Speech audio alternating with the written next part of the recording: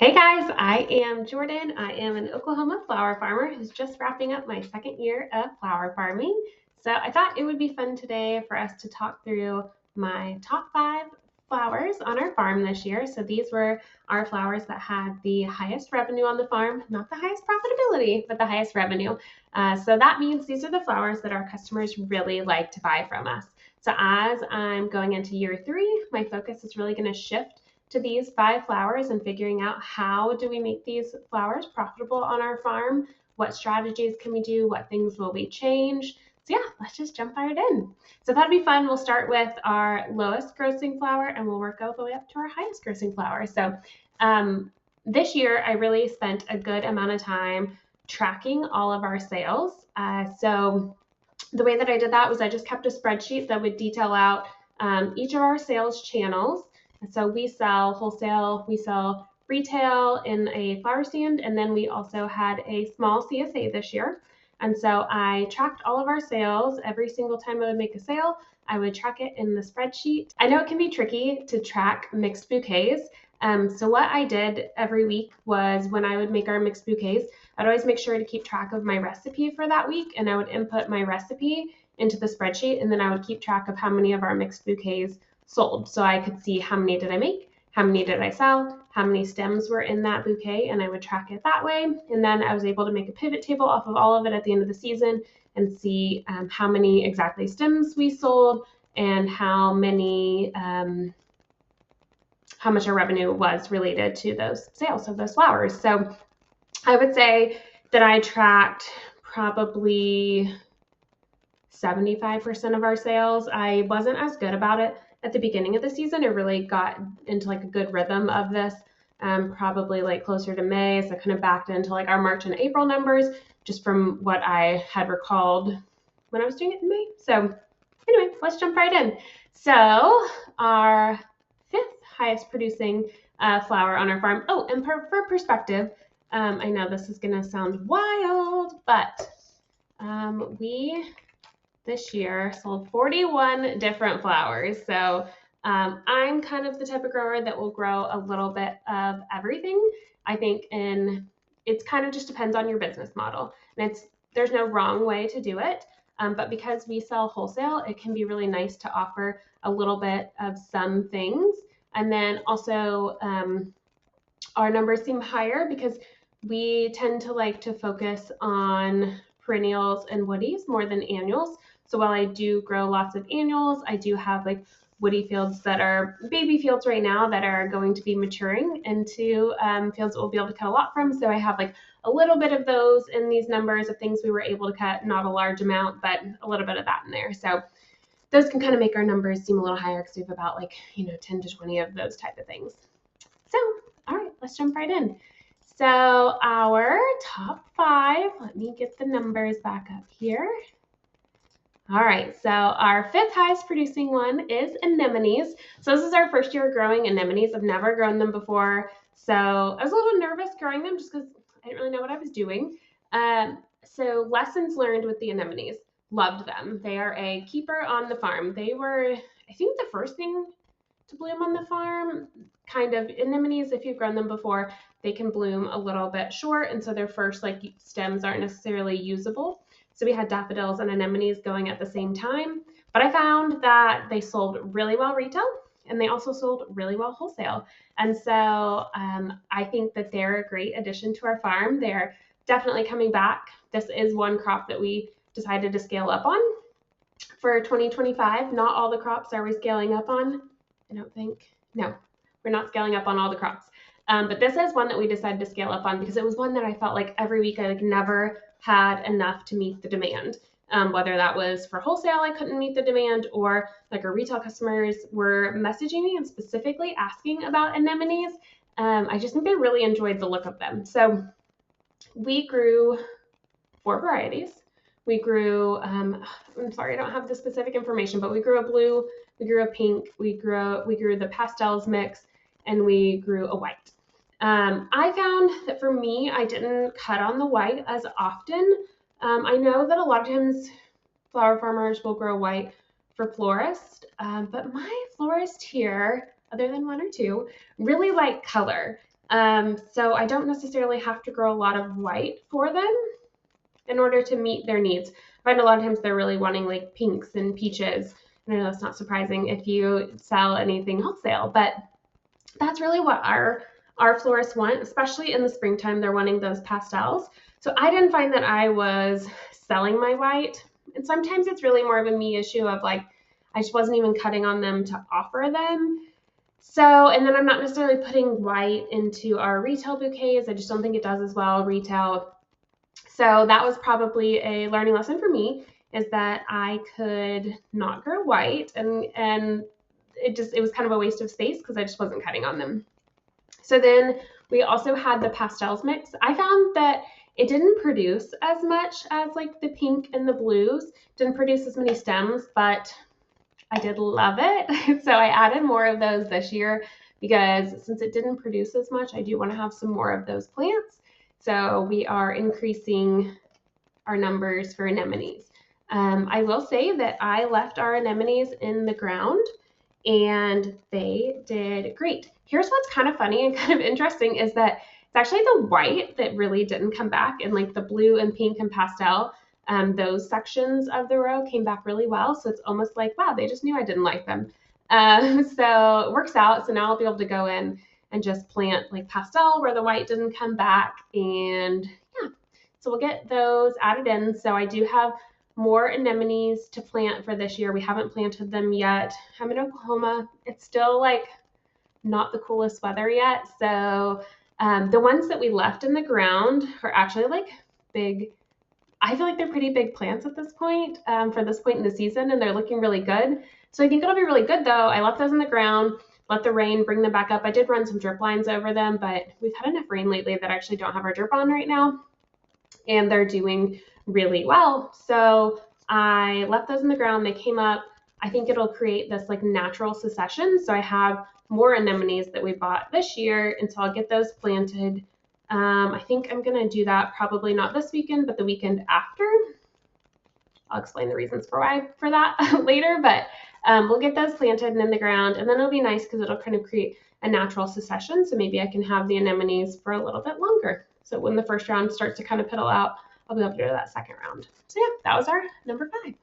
All right, so going to our number 4. This might be surprising for y'all because I feel like this is kind of like an unsung hero in flower farming, but our number 4 highest revenue flower was daffodils.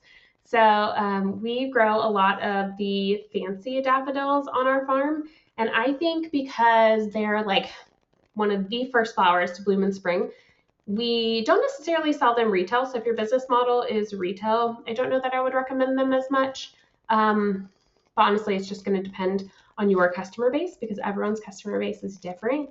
But daffodils for us with our wholesale customers have done so well. I think one, they're just so excited at that point in the year to be able to get their hands on flowers, that they just love them. So we grow a lot of different specialty varieties. I can get into maybe do a deeper dive video later on daffodil varieties that we grow. But yeah, they did really well for us. I actually couldn't really keep up with, so lessons learned. I couldn't really keep up with harvest on them as much as I wanted to. I part-time flower farm. I'm not a full-time flower farmer. I have a day job, and so my day job requires me to travel a lot. So daffodils got a little bit away from me. I'd say like the first like week of them, I stayed really on top of them. So lessons learned and things I want to do better this year is, one, we are getting a cooler, so that's very exciting news. So we'll have like I want to say it's like a 9x12, but don't quote me on that. I don't know. Derek, my husband, is handling it. So I'll have a cooler this year, and so I'll actually be able to really make sure that I'm staying on top of harvest and being able to put them right into the cooler. One of the reasons that they kind of got away from me last year is that my cooler was just full, so even if I would have been able to harvest them, I wouldn't have had anywhere to put them. So going into this season, in the event that I'm traveling, I will make sure that I have someone there. Sometimes I hire people just to, to come help for like the day. So I'll make sure I have someone there to harvest for me in the event that I have to travel, and I'll make sure that they get harvested and put into the cooler, because I think we could have sold daffodils for a lot more weeks had I stayed on top of harvest. So daffodils, that is one that we are going to increase the numbers that we're growing.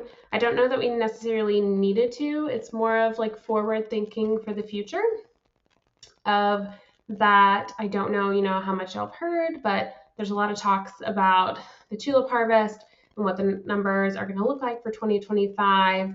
And I'm hearing, just crazy increases in the bulb pricing. And so when I look ahead to that, tulips are hard on a flower farm. So if the prices of the bulbs go up that much, I don't know necessarily that like a farm stand based customer can really support that incremental price increase that I would need to charge. So just thinking ahead to that, I increased our daffodils that we will be growing so that if in 2026, for some reason, if we're not able to grow tulips or we're able to grow tulips, but it's in a much smaller quantity, I'll have daffodils to pair with them to make sure that we still have a product to sell in the spring. So just trying to do some planning and create a safety net for our farm.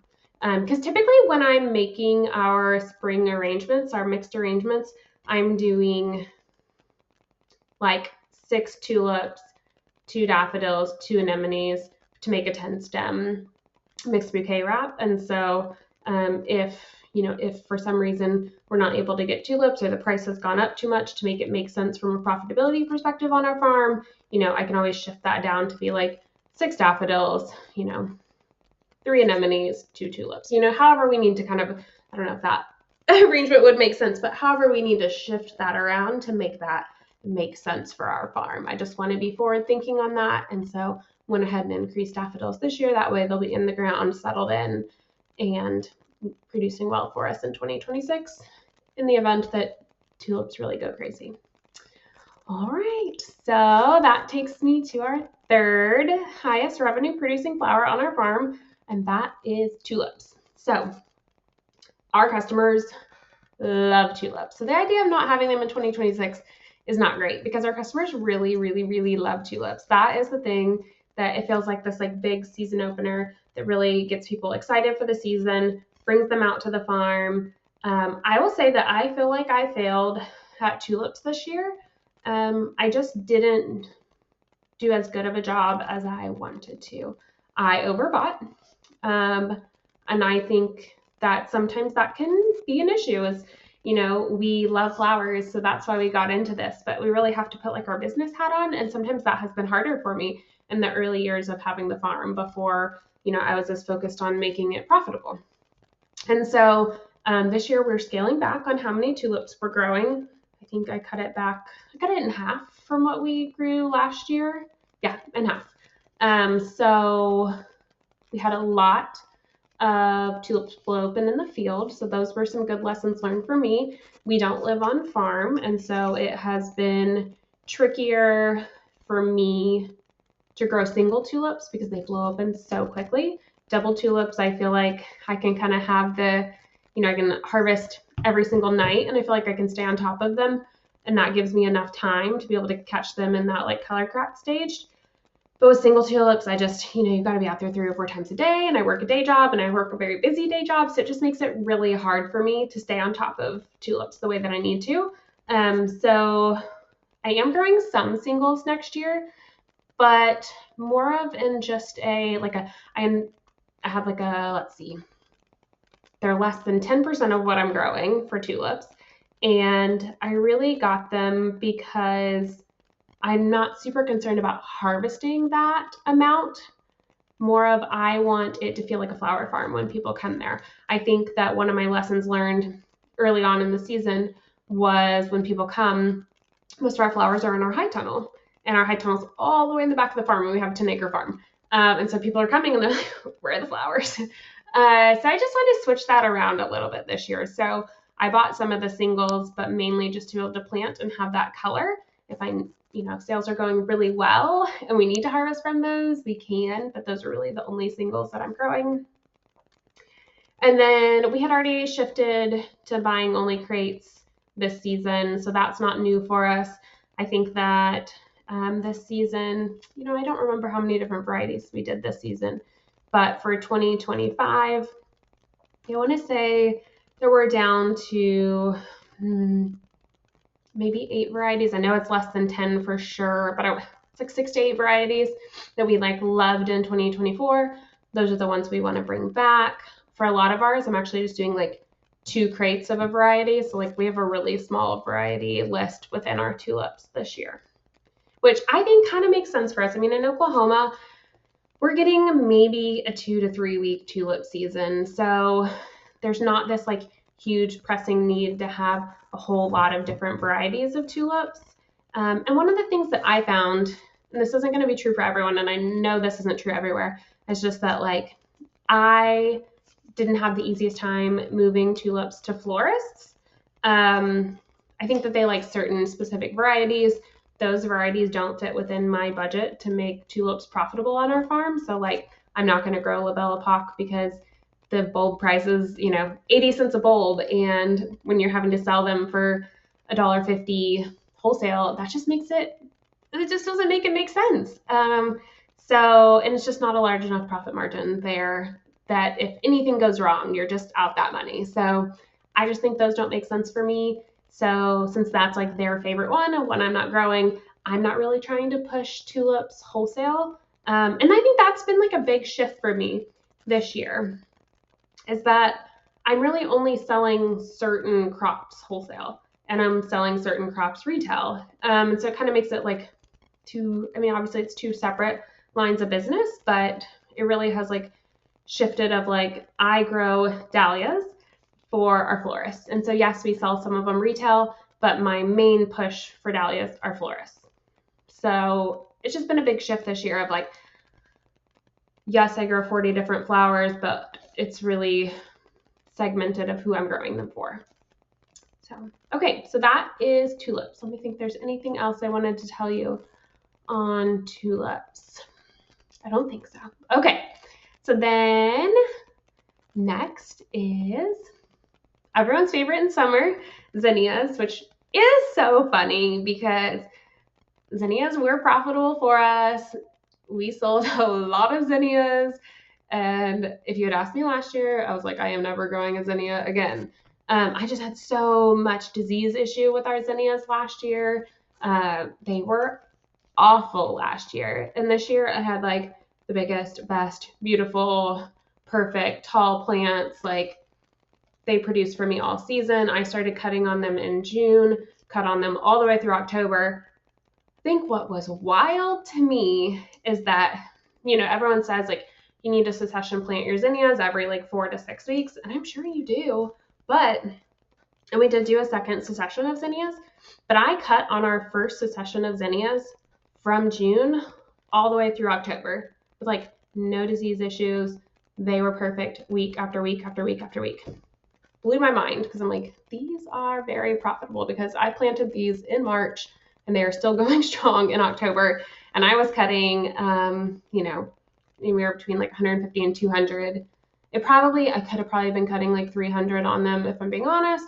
But I was cutting, that many stems a week off of those plants that I planted like very early in the season. So we did really well with zinnias. Retail customers love zinnias. Wholesale customers tolerate zinnias.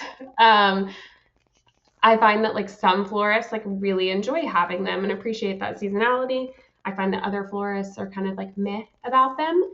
And that's fine. We grow the Oklahoma series for our florists. They're not going to buy like our big Benary from us. Some of them will, some of them won't. And then I'm growing Benary for our retail customers. But I also like to include the Oklahoma in our mixed bouquets. I'm usually doing like 3 Benary with like 2 Oklahoma or 2 Queen. So I kind of like having those like smaller blooms mixed in with the Benary. Plus the Oklahoma just produced so well. There's so many. Actually, they're really hard to stay on top of. I might plant a little bit less of them next year just because they are so hard to stay on top of because they produce so many blooms. I'm trying to think if there's things that we're changing about our zinnias. Probably the only thing I'm changing is thinking I'm going to grow a little more Benary. I don't think I'm changing colors. I think I'm going to add one color. I would like to have a purple. I just think it would go well with the pink, so I'm going to add purple. And then the other change that I'm making is I did a fall succession of zinnias but I just really didn't like the colors that I planted. And I kind of knew that would be the case. But even like, I don't even know if our customers liked them. I think that's what's tricky, is that, there's like the retail customers like bright and bold, florists like pastels and salmons and pinks. But I kind of find that because I do grow a lot for florists, that I've also attracted a customer base that really likes the pastel and muted, because that's like typically what they're seeing in my photos. So when I made the shift to like bright red and bright orange, I didn't find necessarily that our customers were super drawn to them. Like I did put them in the first 2 weeks of having them. I put them in, but I have a camera in there so I can see like what they're choosing, and they're not necessarily choosing those. So that was fine. We had a U-pick in the fall, so like those got picked through the U-pick. I didn't cut them for bouquets after those like first 2 weeks. I just tended to use like our salmons and pinks instead. So let me think, what else on zinnias? So I'll probably skip planting the bright orange. I think I'll probably do like a queen lime, whatever the orangey one is, not the bright orange, but the other one. Probably do something like that, more of a blender, to kind of make those. And then I'm going to switch over. I only planted Benary Red this year because I had seed for it. And so it wasn't, seed I had bought the prior year. I really would prefer Benary Wine from a color perspective. And so, and I think our customers would like that. And I think I bought them from another flower farmer who's local to have in our bouquets one week. And so I think our customers would really like those. I used them in our CSA one week, but I would like to be able to use them at the stand. So we will shift over to Benary Wine for fall. So that was the only like succession I did though. I cut on like my pinks, it's like pink salmon and the pink salmon, and then some queen all season. The only change I think I'll make this year, other than colors, is changing that we'll do multiple successions. I'll do my first succession or first planting in spring for summer blooms, and then I'll probably do two more plantings in summer, one with more fall colors, and then one that's just a repeat of those like spring colors that we had planted, because those do well with our florists all season long and with our retail customers. So I think that's really the only thing we're changing on zinnias. We're not going to grow a huge amount more. It'll be a little bit more. But yeah, zinnias did really well for us. Really happy with them. Wish they could go in a cooler, but we'll figure out how to make that work. Oh, one fun thing that if you sell retail and maybe you have a farm stand, one of the things that we did that I really enjoyed was I would make our mixed bouquets, put those in the farm stand. And then I would always so like when you're going through and you're cutting your zinnias, that was when I would like do my full cut for the week. So I would cut everything and I would deadhead so that they would be nice and refreshed by the time, and ready for me to recut by the time I came back next Thursday, right? So like 7 days to get like a full flush back out of them. So I was always cutting extra. I always had this big bucket of extra at the end. Even though like I knew how many I needed for bouquets, I would always have this big bucket of extra. So I was like, well, what do I do with these? So I just started putting them into the stand. Like I would take the bucket and put it in like a really pretty basket that we have in the stand. And I would just say like $2 a stem. Like for those of you who like to be a little more bougie, like grab you a couple extra zinnia stems. And it really worked. Like I found that we would make, like $10 more on a sale because they'd grab 5 more zinnias. Or people coming that like had their kids with them or their grandkids with them, like the kids would want to pick a couple. So it worked really well. Nice little add-on sale of something that like I was cutting because I knew that I wasn't going to use it that week, but it would be bad by the next week. So I was going to cut it either way. Why not make some money off of it? So that worked really well for us. And our number one highest revenue producing flower on the farm is dahlias. If you know much about our farm, we grow a lot of dahlias, and dahlias are really tricky to grow in Oklahoma. So because they're so tricky, there's not a lot of us that are willing to take that risk and try to grow them. So for those of us that are, we sell a lot of them. We're still working on figuring out dahlias and how to make them profitable in Oklahoma. And I'm completely transparent and honest that like we aren't there yet. But we made really big strides this year.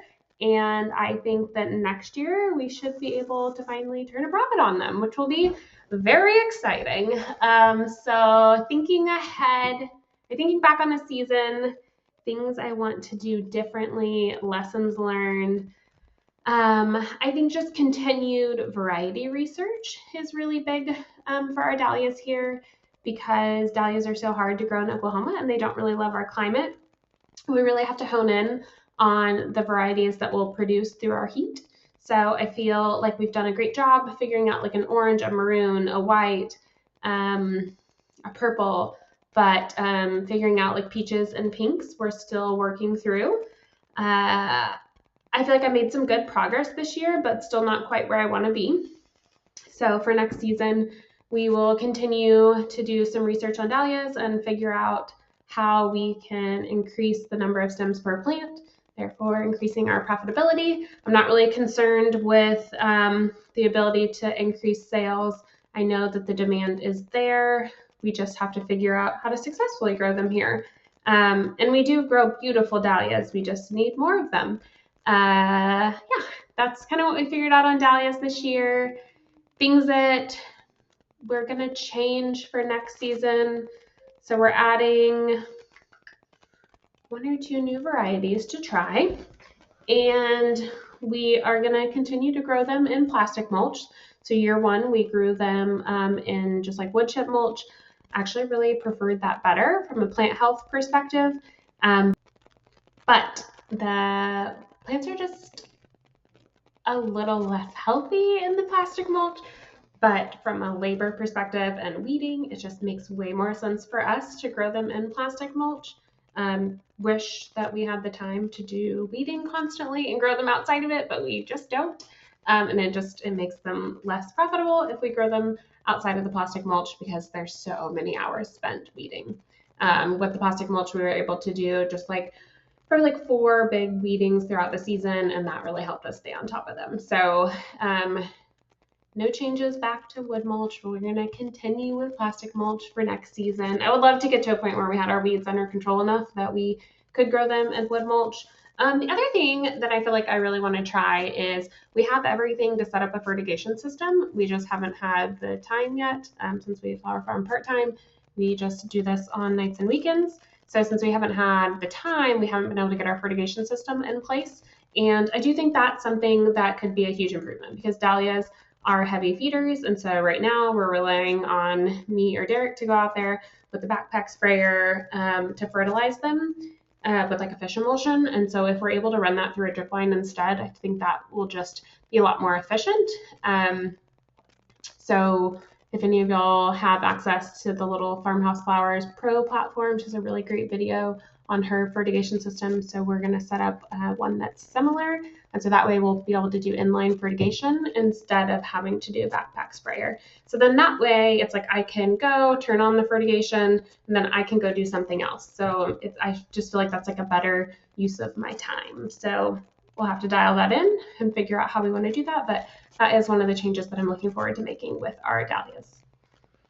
So yeah, those are our top 5 revenue producing flowers on our farm. So those will be the flowers that as we go into future years that we are focused on. I think we'll still continue to grow like, small quantities of other things just because it makes sense for us since we sell wholesale. But those will be like the top 5 flowers that we focus on our flower farm because those are the flowers that our customers clearly with the volume that we're selling are telling us we want these flowers. So those are the flowers that it makes sense for us to continue growing. It makes sense for us to scale up on these flowers, and it makes sense for us to hone in on figuring out what are all of our costs associated with it, what's our profit margin, how do we make these flowers successful on our farm. So I just thought it would be fun. I kept track of everything throughout the season, so I thought it would be fun to share with y'all and let y'all see a little bit behind the scenes of our numbers on the farm. So what did y'all's numbers look like this year? Did you track everything? Do you know what your numbers are? Let me know in the comments. And last time I said that, I would really keep up with the channel, and I haven't been here in like a year. So clearly I didn't keep up with the channel. So I'm sorry, guys. So who knows when I'll be back, but I'll come back sometime and make another video. See you guys later.